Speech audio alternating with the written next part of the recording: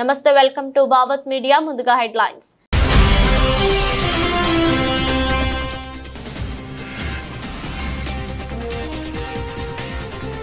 Skill university బోర్డుతో రేవంత్ రెడ్డి భేటీ.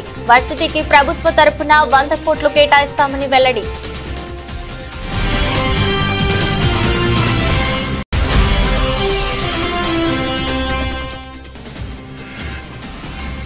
బంగారుపాలెంలో dialysis centre ను ప్రారంభించిన మంత్రి నారా లోకేష్. యువగళం పాదయాత్రలో ఇచ్చిన ప్రతి హామీని నెరవేర్చామని స్పష్టం.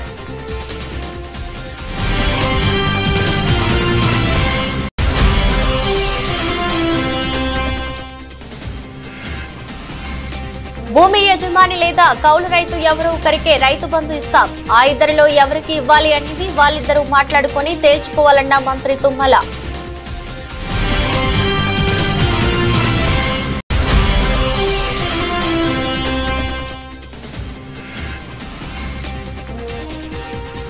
కద్దెర కోసం తెలుగు తమ్ముళ్ల పోట్లాట. టీడీపీలో బయటపడ్డ ఆధిపత్య పోరు.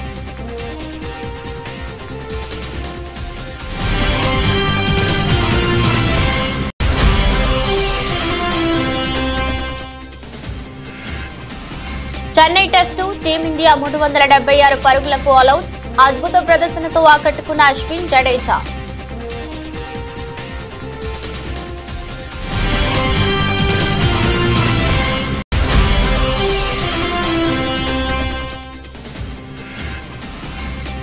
వారాంతంలో కూడా స్టాక్ మార్కెట్ జోరు. లాభాలతో ప్రారంభమైన స్టాక్ మార్కెట్లు.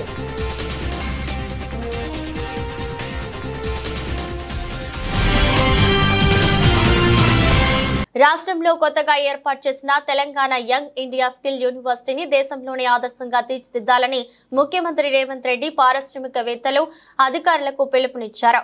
ఆ బాధ్యతను యూనివర్సిటీ బోర్డుకు అప్పగిస్తున్నట్లు ప్రకటించారు. ప్రభుత్వం ఇటీవలే ప్రకటించిన Telangana young India skill university board ప్రతినిధులతో పాటు రాష్ట్రంలోని వివిధ రంగాలకు చెందిన పారిశ్రామికవేత్తలు, కంపెనీల ప్రతినిధులతో ముఖ్యమంత్రి రేవంత్ రెడ్డి సచివాలయంలో సమావేశమయ్యారు. ఉప ముఖ్యమంత్రి బట్టి విక్రమార్క, పరిశ్రమల శాఖ మంత్రి Sridhar Babu, university board chairman Anand Mahindra, co chairman Srinivas Raju, board సభ్యులు పి దేవయ్య, సుచిత్ర, ఎల్లా సతీష్ రెడ్డి, ప్రభుత్వ ప్రధాన కార్యదర్శి శాంతి కుమారి, ప్రభుత్వ ప్రత్యేక ప్రధాన కార్యదర్శి జయేష్ రంజన్ పాల్గొన్నారు. ఈ సందర్భంగా ముఖ్యమంత్రి రేవంత్ రెడ్డి పారిశ్రామికవేత్తలను ఉద్దేశించి మాట్లాడారు. వీలైనంత వేగంగా తమ ఆలోచనలను ఆచరణలోకి తెచ్చామని, ఇకపై యూనివర్సిటీ బాధ్యతను బోర్డు చైర్మన్ ఆనంద్ మహీంద్రకు అప్పగిస్తున్నామని చెప్పారు. ఈ రంగంలో అనుభవంతో పాటు ప్రత్యేక గుర్తింపు ఉన్న మహీంద్ర ఆనంద్ స్కిల్స్ యూనివర్సిటీకి తన బ్రాండ్ ఇమేజీని తీసుకువస్తారనే నమ్మకం ఉందని సీఎం వ్యాఖ్యానించారు. బంగారుపాలెంలో మంత్రి నారా లోకేష్ పర్యటిస్తున్నారు. యువగలంలో ఇచ్చిన హామీ ప్రకారం కిడ్నీ డయాలసిస్ సెంటర్ ను ప్రారంభించారు. సెంటర్ ను పరిశీలించిన లోకేష్ రోగులతో మాట్లాడారు. అలాగే 30 పడకల ఆసుపత్రిని, ఆసుపత్రి ఆవరణలో రక్తదాన శిబిరాన్ని ప్రారంభించారు. తర్వాత ఆసుపత్రి ఆవరణలో మంత్రి నారా లోకేష్ మొక్కలు నాటారు. అనంతరం బంగాళపాలెంలో లోకేష్ ప్రజా దర్బార్ నిర్వహించారు. ఈ సందర్భంగా మాట్లాడుతూ యువగలం పాదయాత్రలో ఇచ్చిన ప్రతి హామీని నెరవేర్చామని స్పష్టం చేశారు. చిత్తూరు జిల్లాను సమగ్ర అభివృద్ధి చేసి రుణం తీర్చుకుంటానన్నారు. రేషన్ కార్డుల జారీకి పటిష్టమైన కార్యాచరణ ప్రణాళిక రూపొందించాలని ముఖ్యమంత్రి రేవంత్ రెడ్డి ఆదేశించారు. కొత్త రేషన్ కార్డుల కోసం అక్టోబర్ 2వ తేదీ నుంచి దరఖాస్తులను స్వీకరించాలని సీఎం సూచించారు. రేషన్ కార్డుల జారీకి సంబంధించిన విధి విధానాలపై ముఖ్యమంత్రి సచివాలయంలో ఉన్నత స్థాయి సమీక్ష నిర్వహించారు.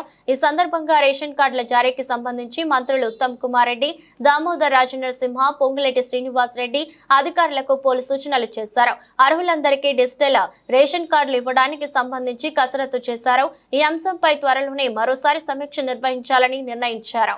రైతు భరోసాపై కౌలు రైతు, భూ యజమాని మాట్లాడుకోవాల్సిన అవసరం ఉందని తెలంగాణ వ్యవసాయ మంత్రి తుమ్మల నాగేశ్వరరావు అన్నారు. రాష్ట్రంలో పంట పండించే రైతులకే రైతు భరోసా ఇవ్వాలన్నదే తమ ప్రభుత్వ ఆలోచనని చెప్పారు. ఢిల్లీలోని తెలంగాణ భవన్ లో ఏర్పాటు చేసిన మీడియా సమావేశంలో మాట్లాడారు. పంట ఎవరైతే పండిస్తారో వారికి ఆర్థిక చేయూత ఇవ్వాలని అందరూ చెప్తున్నారన్నారు. ఏపీలో మాదిరిగా కౌలు రైతు ఒప్పందాలు తెలంగాణలో లేవని, ఇక్కడి భూ చట్టాలు వేరు, ఏపీలో ఉన్న చట్టాలు వేరని అన్నారు. ఇటీవల వరదలతో వ్యవసాయ భూముల్లో పొలంలో గండ్లు పడినా ఇసుక మేటలు వేసిన నష్టపరిహారాన్ని భూ యజమానులు తీసుకోవాలని, పంట నష్టం మాత్రమే జరిగితే కౌలు రైతుకు ఇవ్వాలని చెప్పామని తుమ్మల తెలిపారు. రైతు బంధుపై సీలింగ్ విధించడంపై ఇంకా తుది నిర్ణయం తీసుకోలేదన్నారు. 2 లక్షల రూపాయలలోపు పంట రుణాలు ఉన్న 22 లక్షల మంది రైతులకు 18,000 కోట్లు మాఫీ చేశామన్నారు. రైతు బంధు అంటే పంటేసే రైతుకి కొద్దిగా చేయూత. నేను ఏదన్నా మిర్చి వ్యవసాయం చేసినా, వరి వ్యవసాయం చేసినా నాకు 40,000 50,000 ఎకరానికి పెట్టుబడి అవుతుంది. 50,000 ఇవ్వలేం, కానీ ఉడతాభక్తిగా ప్రభుత్వం 10,000 రూపాయలు సాయం చేస్తే ఆయనకి చేతిలో ఉన్నా లేకపోయినా మొదలు పెట్టుకొని ముందుకెళ్తాడనే ఉద్దేశంతో చేస్తున్నాం. ఇది వ్యవసాయానికి చేసినటువంటి రైతుకి చేతిలో పెట్టేటటువంటి చేయూత మాత్రమే. అది మీరు ఎట్లా చెప్తే అట్లా చేద్దామని చెప్పి దాన్ని అందుకని కొంచెం పక్కకు పెట్టి అందరు అభిప్రాయాలు తీసుకుంటున్నాం.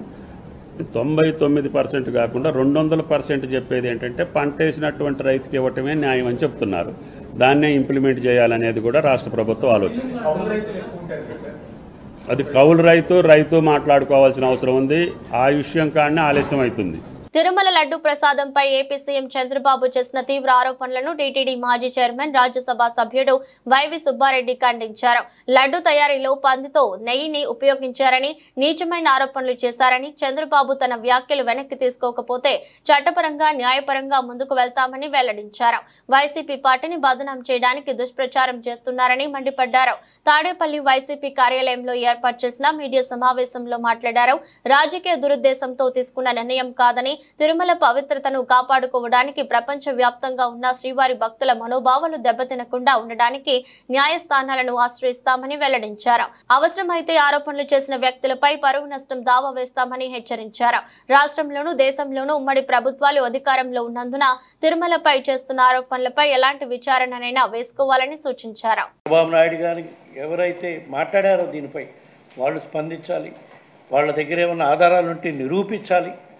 లేకపోతే తప్పకుండా దీనిపై డిఫామేషన్ కేసేసేదానికి అన్ని విధాల ఏర్పాట్లు చేస్తాం. ఇక్కడేదో మన హైకోర్టులోనో ఇంకో హైకోర్టులోనూ కాకుండా, ఎందుకంటే స్వామివారి భక్తులు ప్రపంచవ్యాప్తంగా ఉన్నారు కాబట్టి దీన్ని అవసరమైతే సుప్రీంకోర్టులో కూడా దీనిపై కేసేసే కార్యక్రమం చేస్తామని చెప్పి ఈ సందర్భంగా తెలియజేస్తున్నాం. ఇవే కాదు, ఇట్లా ఆరోపణ చేసేదానికి ఆలోచిస్తున్నారు. కానీ గత 5 సంవత్సరాల్లో మా ప్రభుత్వం చేసిన మెరుగైన కార్యక్రమాలు తిరుమల తిరుపతి దేవస్థానంలో ఎన్నో ఉన్నాయి. అవన్నీ పక్కన పెట్టి వీళ్ళు దుష్ప్రచారం చేయటం కోసం, మా మీద నింద మోపటం కోసం, రాజకీయ లబ్ధి కోసం, స్వార్థ ప్రయోజనాల కోసం ఆరోపణలు చేసే కార్యక్రమం, ఇంతటి ఘోరమైన ఆరోపణలు చేసే కార్యక్రమం చేస్తున్నారని చెప్పి తెలియజేసుకుంటున్నా.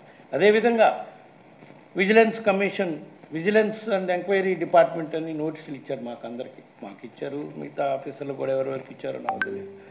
ఇచ్చినప్పుడు మేము చెప్పాం, ఆ ఆఫీసర్లు మాకు రాస్తున్నారు, మా దగ్గర మెటీరియల్ ఉంటుంది. నేను ఎప్పుడో 3 సంవత్సరాలు 4 సంవత్సరాలు చైర్మన్గా ఉన్నా. వాళ్ళ దగ్గర అడిగిన ఇన్ఫర్మేషన్ నా దగ్గర ఉండదు. రికార్డు ఏదైనా పంపిస్తే ఏ నిర్ణయమైనా ఎట్లా తీసుకున్నామో ఏందో చెప్తామంటే మాకు ఇన్ఫర్మేషన్ ఇయ్యరు. ఇవన్నీ బోర్డు డిసిషన్స్, బోర్డులో డిసిషన్ ప్రతి నిర్ణయం బోర్డులో తీసుకుంది. బోర్డు సభ్యులతో పాటు ఎక్స్కప్షో మెంబర్స్ గవర్నమెంట్ సైడ్ నుంచి ఉన్నారు. అన్నీ తీసుకున్నాం, అన్ని నిర్ణయాలు తీసుకోవడం జరిగింది. ఇంప్లిమెంట్ చేసే ఆఫీసర్లు వాళ్ళ ప్రేమను ఏమి లేకుండా పేపర్లో వస్తుంది. నిన్నో మొన్నో ఒక పేపర్లో విజిలెన్స్ రిపోర్ట్ అయిపోయింది, 520 కోట్ల రూపాయల దోపిడీ జరిగింది అని చెప్పి పేపర్ రైటింగ్ వస్తుంది. సో ఏ స్థాయిలో దుష్ప్రచారం చేసే కార్యక్రమం చేస్తున్నారంటే చూడండి. దాని మీద కూడా ఈరోజు కోర్టుకు వెళ్తున్నారు. చార్మినార్ వద్ద ఎలాంటి లాఠీ చార్జ్ జరగలేదని Hyderabad police commissioner CV Anand స్పష్టం చేశారు.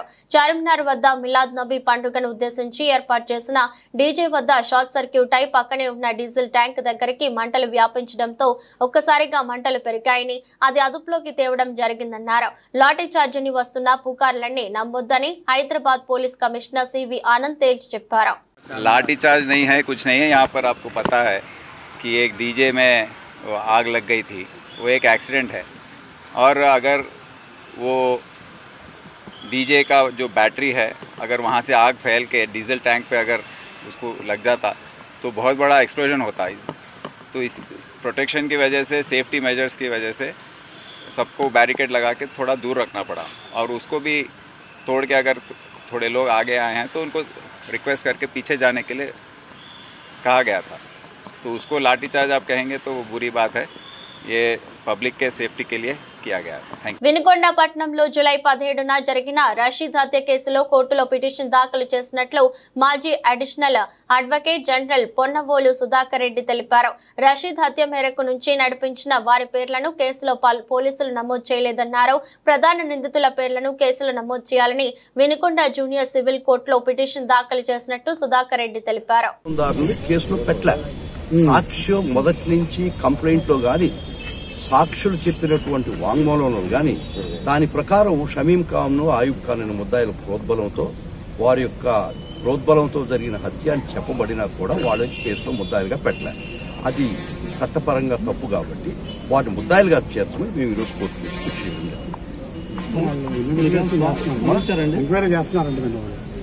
ఇస్తే మంచిదే. దానికి మనం వేసిన తర్వాత ముద్దు పెట్టాలి. పోలీసు వారు న్యాయం చేస్తే దానికి తప్పు మాటలే కదా. పోలీసు వారు తప్పు చేశారు ఇప్పుడు దాకా ఆ ఉద్దేశంతో మేము ఎంటర్ కావాల్సి వచ్చింది. వైఎస్ఆర్ కాంగ్రెస్ పార్టీ తరఫున జగన్మోహన్ రెడ్డి గారు మాకు ఇచ్చిన ఒకటే ఒక ఆదేశం, ఏ కార్యకర్తకి ఇబ్బంది జరిగినా పార్టీ నిలబడుతుంది. ఇబ్బంది వాళ్ళకి నష్టం, మీరు వాటి పక్కన నిలబడి వాళ్ళకి న్యాయపరంగా సహాయ సహకారాలు అందించమని మాకు ఆదేశాలు ఉన్నాయి. దాని ప్రకారం నేను పార్టీ జనరల్ సెక్రటరీగా ఒక పక్క, వైఎస్ఆర్ లీగల్ అఫేర్స్ చూసుకునే ముఖ్య బాధ్యత నాకు దానిలో కేటాయించబడింది. దాంతో ఇది నా బాధ్యతగా స్వీకరించి జగన్మోహన్ రెడ్డి గారు ఇచ్చిన ఒక్క మాటతో వారు చేసినటువంటి వాళ్ళ భాషతో నేను రావడం జరిగింది. వాళ్ళిద్దరిని ముద్దాయిని చేయడం జరిగింది. ఒకవేళ పోలీసు వారు కూడా చేస్తే పర్వాలేదు, అదే కోర్టులో కూడా చెప్పింది అదే. చేయలేదు కాబట్టి మేము రావడం జరిగింది. చేస్తే మంచిదే. దాని గురించి ప్రతి కార్యకర్తకి బాధ్యత ఇస్తుంది, భరోసా ఇస్తుంది. వైఎస్ఆర్ కాంగ్రెస్ పార్టీ ఏ కార్యకర్తకి ఇబ్బంది జరిగినా మేము ఉంటాం. లీగల్గా, న్యాయపరంగా, చట్టసమ్మతంగా పోలీసు వాళ్ళు దుర్మార్గమైన కేసులు పెట్టిన తెలపండి, మేము వచ్చి నిలబడతాం. న్యాయపరంగా మనం అన్యాయం చేయమని ఎవరు చెప్పరు, చేస్తే కూడా ఎవరు రక్షణకు రాలేదు. మనకి అన్యాయం జరిగినటువంటి పరిస్థితిలో ఏ వైఎస్ఆర్ కాంగ్రెస్ పార్టీ కార్యకర్తకి ఇబ్బంది జరిగింది, పార్టీ వైఎస్ఆర్ కాంగ్రెస్ పార్టీ ప్రతి వైఎస్ఆర్ కాంగ్రెస్ పార్టీ కార్యకర్త వెనక ఉన్నది అని మెసేజ్ మట్టుకిస్తున్నాం. చాలా స్పష్టంగా ఇస్తాం, చాలా దృఢంగా ఇస్తున్నాయి మెసేజ్. ఢిల్లీ నుంచి గల్లీ దాకా ఏ కార్యకర్త, నేను ఢిల్లీ నుంచి గల్లీ దాకా, గల్లీ నుంచి ఢిల్లీ దాకా వకీల్ని నేను మామూలుగా గల్లీ వకీల్ని. పరిస్థితులను ఢిల్లీ దాకా తీసుకుంది. రాష్ట్రంలో బీఆర్ఎస్ కార్యకర్తలు నేతలపై కాంగ్రెస్ గుండాలు దాడులకు తెగపడుతుంటే పోలీసులు వత్తాసు పలుకుతున్నారని మాజీ మంత్రి జగదీష్ రెడ్డి ఆగ్రహం వ్యక్తం చేశారు. తాము కూడా ఎదురు తిరిగి తినడం మొదలు పెడితే లెక్క మరోలా ఉంటుందని హెచ్చరించారు. రాష్ట్రం ప్రశాంతంగా ఉండాలని ఓపిక పడుతున్నామని స్పష్టం చేశారు.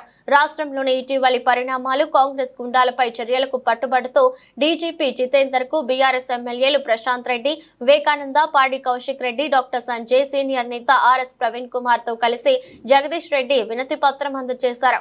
అనంతరం ఆయన మీడియాతో మాట్లాడుతూ రాష్ట్రంలో శాంతి భద్రతలు అదుపు తప్పడానికి ప్రధాన కారణం సీఎం ఆయన వాడుతున్న భాష, ప్రవర్తనని తెలిపారు. బీఆర్ఎస్ నేతలు, కార్యకర్తలపై జరుగుతున్న దాడుల్లో పోలీసుల పాత్ర కూడా ఉన్నదని జగదీష్ రెడ్డి అన్నారు. ఇప్పటికే 4 సంఘటనలు జరిగాయని తెలిపారు. పోలీసుల ఎదుటే కాంగ్రెస్ గుండాలు దాడులు చేస్తున్నా చోద్యం చూస్తున్నారని వెల్లడించారు. పోలీస్ పరిస్థితి చాలా అధ్వానంగా ఉంది. కింది స్థాయి పోలీసులు కేవలం కాంగ్రెస్ నాయకులకు సంబంధించిన ఆదేశాలను పాటిస్తూ పై అధికారులను లెక్కబెట్టే స్థితిలో లేరు. పై అధికారులు చర్యలు తీసుకుంటారన్న భయం కూడా లేకుండా పోతా ఉంది. మేము గతంలో కూడా డీజీపీ గారికి కలిసి చెప్పినాం. మా వర్కింగ్ ప్రెసిడెంట్ కేటీఆర్ గారి నాయకత్వంలో తిరుమలగిరిలో మా టెంట్ పైన దాడి చేసి టెంట్ పీకి వేసిన సంఘటనలో కాంగ్రెస్ పార్టీ కార్యకర్తలతో పాటు పోలీసులు కూడా పాల్గొన్నారు. అవి మేము వీడియోలతో సహా, ఫోటోలతో సహా కూడా ఇవ్వడం జరిగింది.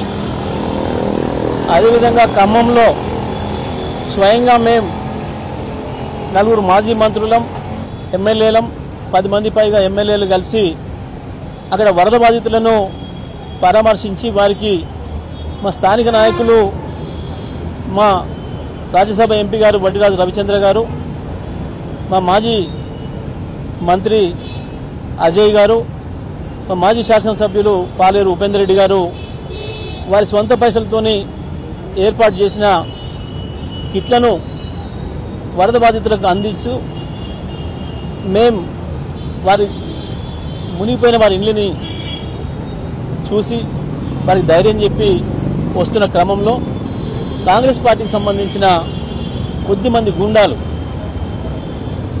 ఒక గల్లీలో అడ్డుకొని మా కార్యకర్తలపై దాడి చేయడం, రాళ్లు వేసి ప్రజల్ని గాయపరచడం, ఆ తర్వాత స్వయంగా మా కార్యకర్తలు కారు కింద నెట్టేసి చంపే ప్రయత్నం చేయడం, ఆ తర్వాత స్వయంగా హరీష్ రావు గారు ముందు కూర్చొని ఉండగా హరీష్ రావు గారిపైనే దాడి చేసిన పద్ధతుల్లో రాయితోని కారు వద్దం పలగొట్టడం, వారి మీదనే దాడి చేసి కక్షపూరితంగా హత్యా ప్రయత్నం చేయడం, వీటన్నిటిపైన మేము అక్కడ కంప్లైంట్ ఇచ్చినాం. సిపి గారికి కూడా కలిసి మా నాయకులు చెప్పినారు. కానీ అక్కడ ఇంతవరకు కూడా ఎఫ్ఐఆర్ జరగలేదు, ఎటువంటి చర్య తీసుకోలేదు. రవీంద్ర భారతిలో కాంగ్రెస్ పార్టీ సీనియర్ నాయకులు వి హనుమంతరావు ఆధ్వర్యంలో ఓబీసీల నేతృత్వంలో టీపీసీసీ అధ్యక్షులు ఎమ్మెల్సీ బొమ్మ మహేష్ కుమార్ గౌడ్ కి సన్మాన కార్యక్రమం చేశారు. ఈ కార్యక్రమంలో సభను ఉద్దేశించి తెలంగాణ కాంగ్రెస్ అధ్యక్షులు ఎమ్మెల్సీ మహేష్ కుమార్ గౌడ్ ప్రసంగించారు. బీసీని బీఆర్ఎస్ అధ్యక్షుడిగా చేసే దమ్ముందా అని టీపీసీసీ చీఫ్ మహేష్ కుమార్ గౌడ్ ప్రశ్నించారు. టీఆర్ఎస్ కు కేసీఆర్ అధ్యక్షుడని, బీఆర్ఎస్ గా పేరు మారిన ఆయనే అధ్యక్షుడు, వర్కింగ్ ప్రెసిడెంట్ గా ఆయన కొడుకు అన్నారని విమర్శించారు. స్థానిక సంస్థల ఎన్నికల్లో బీసీ రిజర్వేషన్లను 42% నుండి 23% ఎందుకు తగ్గించారో ముందు బీఆర్ఎస్ నేతలు సమాధానం చెప్పాలని డిమాండ్ చేశారు. రాహుల్ గాంధీ వదిలిన బీసీ బాణాన్ని నేను ఎందుకు చెప్తా ఉన్నానంటే, ఉత్తర భారతదేశంలో ఉన్నటువంటి అగ్రవర్ణాలకి ధీటుగా కుల గణన జరగాలని, ఈ దేశంలో ఉన్నటువంటి ఎస్సీ, ఎస్టీ, బీసీ, మైనారిటీకి న్యాయం జరగాలని ఒక అకుంఠిత దీక్షతో ఆనాడు భారత్ జోడో యాత్ర నుంచి ఈనాటి వరకు ఏలెత్తి చాటుతున్నటువంటి మహానుభావుడు ఈ రకంగా చేస్తున్నాడు. కాబట్టే చంపేస్తామని బెదిరిస్తున్నటువంటి సందర్భం ఇవాళ. మళ్ళీ చెప్తా ఉన్నాను, బీసీల కోసం రాహుల్ గాంధీ గారు వదిలిన బాణాన్ని నేను, సోనియా గాంధీ గారు పంపిన సందేశాన్ని నేను, ఖర్గే గారు పంపిన సైనికుని నేననే మాట కూడా సందర్భం మనం చేస్తా ఉన్నాను. నేను ఒక దాంట్లో చాలా విశ్వాసం పెడతాను. వేరే కులాల్ని, వేరే మతాల్ని కించపరచకుండా మనం పుట్టిన కులం కోసం, మనం పుట్టిన మతం కోసం ఎదగాలని, వారికి సేవ చేయాలని ఉగులాట పడడం తప్పులేదు. కానీ ఎప్పుడు కూడా వేరే కులాల్ని, వేరే మతాల్ని కించపరచకుండా, నొప్పించకుండా ఉండాల్సిన బాధ్యత మనది. ఇవాళ బీసీల విషయంలో, భవిష్యత్తులో బీసీలకు రావాల్సిన హక్కుల విషయంలో ఎక్కడ కూడా కాంప్రమైజ్ ఉండదనే మాట మీ అందరికీ నేను ఆశ్వాసం ఇస్తా ఉన్నా. ఇవాళ సోనియా గాంధీ గారు, ఖర్గే గారు, రాహుల్ గాంధీ గారు, కేసీ వేణుగోపాల్ గారు చాలా సందర్భాల్లో చర్చించి నన్ను ఒక ధ్యేయంతో నన్ను పిసిసి అధ్యక్షుడిగా చేసినారు. ఆ ధ్యేయాన్ని మరవకుండా, ఆ ధ్యేయాన్ని ఎక్కడ డివైడ్ కాకుండా వారు కోరిన విధంగా పనిచేస్తూ ముందుకు పోవాలన్నదే నా తపన. అన్నమయ్య జిల్లా రాజంపేటలో టీడీపీ నాయకుల మధ్య విభేదాలు బయటపడ్డాయి. రాజంపేట అన్న క్యాంటీన్ ప్రారంభోత్సవంలో టీడీపీ నాయకుల మధ్య ఆధిపత్య పోరు తారాస్థాయికి చేరుకుంది. క్యాంటీన్ ప్రారంభంలో కత్తెర కోసం టీడీపీ నాయకులు కట్టుకోవడం, అక్కడ ఉద్రిక్తత పరిస్థితికి నెలకొంది. రాజంపేటలోని పాత బస్టాండ్ వద్ద అన్న క్యాంటీన్ ప్రారంభించేందుకు అన్ని ఏర్పాట్లు చేశారు. ఈ ప్రారంభోత్సవానికి టీడీపీ జిల్లా అధ్యక్షుడు జగన్మోహన్ రాజు, రాజంపేట టీడీపీ ఇన్ఛార్జ్ సుకువాసి బాలసుబ్రహ్మణ్యం ముఖ్య అతిథులుగా వెళ్లారు. ఈ క్రమంలో రిబ్బన్ కట్ చేయడానికి బాలసుబ్రహ్మణ్యం సిద్ధమయ్యారు. అదే సమయంలో జగన్మోహన్ రాజు కత్తెర తీసుకుని రిబ్బన్ కట్ చేయడానికి ముందుకొచ్చారు. కానీ జగన్మోహన్ రాజు చేతిలోని కత్తెర తీసుకుని బాలసుబ్రహ్మణ్యం రిబ్బన్ కట్ చేసి లోపలికి దూసుకెళ్లారు. క్యాంటీన్ లోపలికి వెళ్లే క్రమంలో ఇరు వర్గాల మధ్య తోపులాట జరిగింది. ఒకరికి వ్యతిరేకంగా మరొకరు నినాదాలు చేశారు. అంతటితో ఆగకుండా దాడులకు కూడా తెగబడ్డారు. దీంతో అక్కడ ఉద్రిక్తత వాతావరణం నెలకొంది. చివరకు పోలీసులు జోక్యం చేసుకోవడంతో వివాదం సద్దుమణిగింది. దీనికి సంబంధించిన వీడియో ఇప్పుడు సోషల్ మీడియాలో వైరల్ గా మారింది.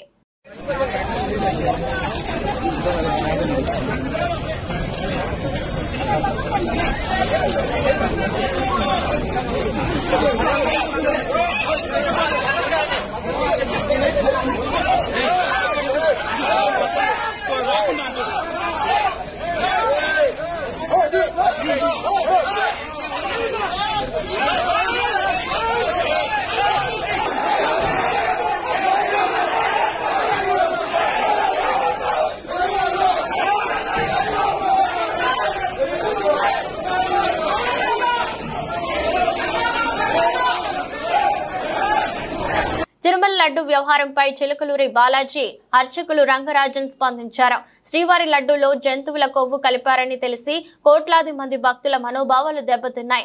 ఉత్తమమైన ఆవు నెయ్యి కిలోకు 1000 ఉంటుంది, కానీ 320కి ఎలా కోట్ చేస్తారో అది కల్తీ నెయ్యి కావచ్చు అని దయచేసి బాధ్యులను శిక్షించాలని చిలుకలూరి బాలాజీ అర్చకులు రంగరాజన్ డిమాండ్ చేశారు.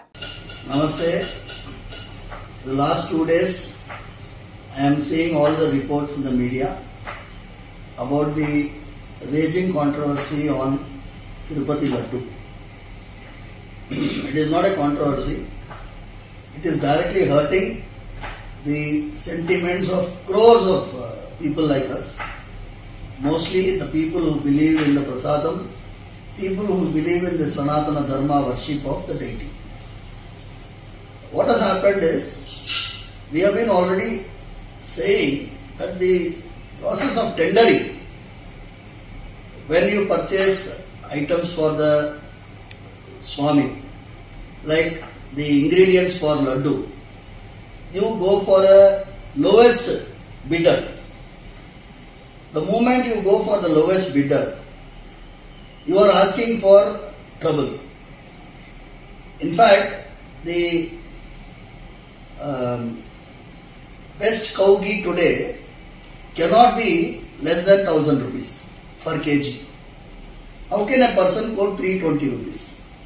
If somebody is quoting 320 rupees, I am not going exact amount value, but if he is quoting 320 rupees, every packet of that might be containing adulterated ghee. So it's a big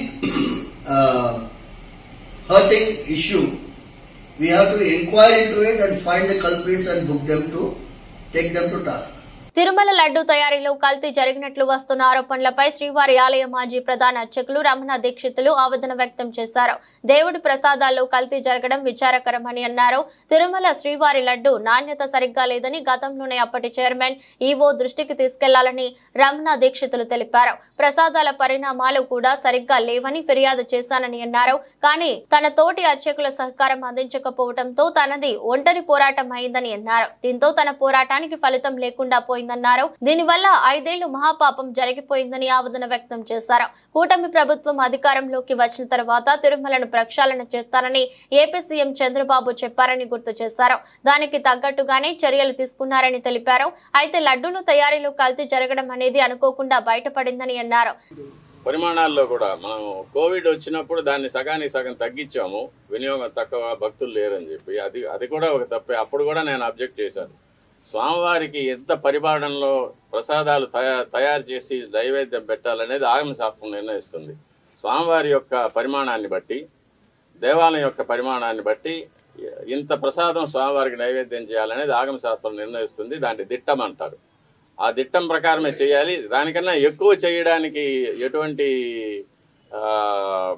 అభ్యంతరాలు ఉండవు. కానీ చేయవలసిన దానికన్నా తక్కువ చేస్తే మట్టుకు అది అపచారం అవుతుంది. అది మొన్నటి వరకు కూడా అలాగే జరుగుతూ వచ్చింది. దాన్ని చాలాసార్లు నేను అధికారుల దృష్టికి తీసుకెళ్లాను. ఈవో గారు దాని మీద స్పందించలేదు. అది అలాగే జరుగుతూనే ఉండింది.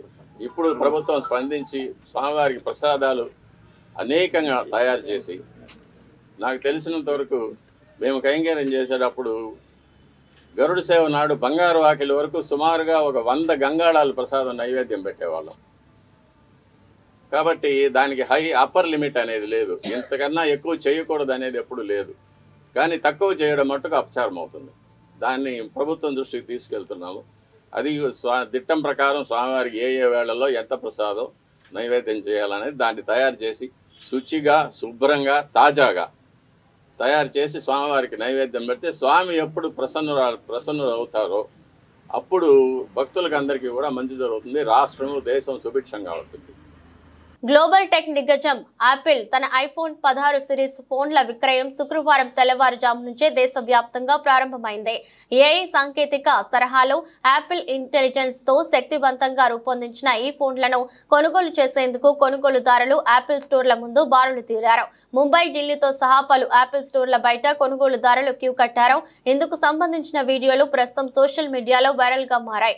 IPhone 16, iPhone 16 plus, iPhone 16 pro, iPhone 16 pro max అనే 4 మోడళ్లను యాపిల్ తీసుకొచ్చింది. వీటిల్లో అధునాతన camera control button, action button అనే 2 కొత్త బటన్లను జత చేశారు. అదే విధంగా ప్రత్యేకంగా తయారైన కొత్త చిప్ A18 తో వచ్చింది. ఇదిలా ఉండగా ఐఫోన్ 16 ప్రారంభ ధర 79,900గా, ఐఫోన్ 16 ప్లస్ ప్రారంభ ధర 89,900గా, ఐఫోన్ 16 ప్రో ప్రారంభ ధర 1,19,900గా, ఐఫోన్ 16 ప్రో మ్యాక్స్ ప్రారంభం ధర 1,44,900గా ఉన్నాయి. ఈ ఫోన్ లో 128 GB storage, 250 GB storage, 512 GB storage వేరియంట్లలో లభిస్తాయి. ఐఫోన్ 16 సిరీస్ ఫోన్లలో Apple Intelligence US English version software app data వచ్చే నెలలో అందిస్తుంది. చెన్నైలోని MA చిదంబరం స్టేడియంలో బంగ్లాదేశ్ తో జరుగుతున్న తొలి టెస్ట్ మొదటి ఇన్నింగ్స్ లో టీమిండియా 376 పరుగులకు ఆల్అౌట్ అయింది. 339/6తో రెండో రోజు ఆట ప్రారంభించిన భారత జట్టు మరో 37 పరుగులు జోడించి మిగతా 4 వికెట్లు కోల్పోయింది. భారత బ్యాటర్లలో రవిచంద్రన్ అశ్విన్ సెంచరీతో రాణించగా రవీంద్ర జడేజా, ఓపెనర్ యశస్వి జైస్వాల్ అర్ధ శతకాలు చేశారు. మిగతా బ్యాటర్లలో రిషబ్ పంత్ 36 పరుగులతో పర్వాలేదనిపించిన రోహిత్ శర్మ, విరాట్ కోహ్లీ, శుభ్మన్ గిల్, KL రాహుల్ తీవ్రంగా నిరాశపరిచారు. ఇక 144 పరుగులకే కీలకమైన 6 వికెట్లు కోల్పోయి భారత జట్టు పీకలలోతు కష్టాల్లో ఉన్న సమయంలో అశ్విన్, జడేజా ద్వయం అందుకుంది. ఈ జోడీ 199 పరుగుల అమూల్యమైన భాగస్వామ్యం నెలకొల్పింది. బంగ్లా బౌలర్లలో హసన్ మహమూద్ 5 వికెట్లు తీయగా తస్కిట్ అహ్మద్ 3, నహీబ్ రానా, మోహదీ హసన్ చెరో వికెట్ పడగొట్టారు. అమెరికా స్టాక్ మార్కెట్లలో రాత్రిపూట లాభాల కారణంగా భారతదేశంలో స్టాక్ మార్కెట్లు కూడా వారాంతంలో లాభాలతో ప్రారంభమయ్యాయి. ఈ ప్రభావం ఇతర ఆసియా మార్కెట్లపై కూడా కనిపించింది. మార్కెట్ ప్రారంభమైన కాసేపటికి BSE సెన్సెక్స్ 421 పాయింట్లు లేదా 0.51% పెరిగి 83,606 వద్ద, నిఫ్టీ 112 పాయింట్లు లేదా 0.44% వృద్ధి చెంది 25,528 స్థాయికి చేరుకున్నాయి. ఇదే సమయంలో బ్యాంక్ నిఫ్టీ 184 పాయింట్లు లాభపడి 53,221 పరిధిలో ఉండగా నిఫ్టీ మిడ్ క్యాప్ 100 సూచి 278 పాయింట్లు ఎగబాకి 59,614కి చేరుకుంది. ఈ క్రమంలో JSW steel, coal India, HDFC life, Tata steel, Hindalco industries, Mahindra and Mahindra కంపెనీల స్టాక్స్ టాప్ 6 లాభాలతో ఉండగా అదే సమయంలో Cipla, NTPC, Tata Motors, Bajaj finance, Titan company, Grasim Indus సంస్థల స్టాక్స్ టాప్ 6 నష్టాల్లో ఉన్నాయి. అన్ని రంగాలలో మెటల్, రియాలిటీ సూచీలు 1.73% వరకు పెరిగాయి. కన్స్యూమర్ డ్యూరబుల్స్ మినహా ఇతర రంగాల సూచీలు కూడా గ్రీన్ లో ఉన్నాయి. ఈ క్రమంలో BSE small cap 0.59% లాభపడగా BSE mid cap 0.50% ముందంజలో ఉంది. వార్తలు ముగించే ముందు మరోసారి హెడ్లైన్స్.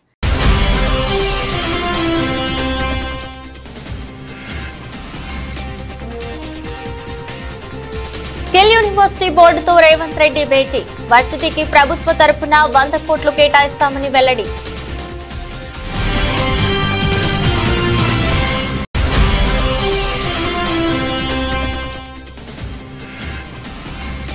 బంగారుపాలెంలో డయాలసిస్ సెంటర్ ను ప్రారంభించిన మంత్రి నారా లోకేష్. యువగలం పాదయాత్రలో ఇచ్చిన ప్రతి హామీని నెరవేర్చామని స్పష్టం.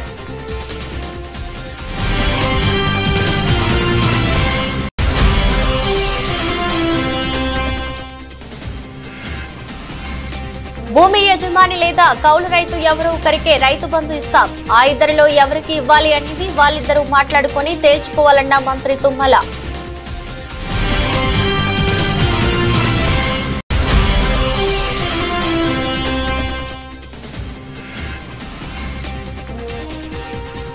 కద్దెర కోసం తెలుగు తమ్ముళ్ల పోట్లాట. టీడీపీలో బయటపడ్డ ఆధిపత్య పోరు.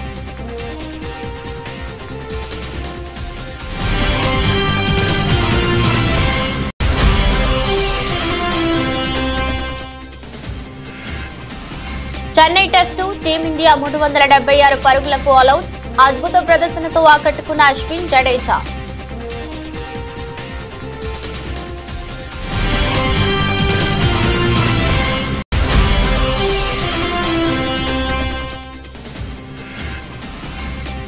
వారాంతంలో కూడా స్టాక్ మార్కెట్ జోరు. లాభాలతో ప్రారంభమైన స్టాక్ మార్కెట్లు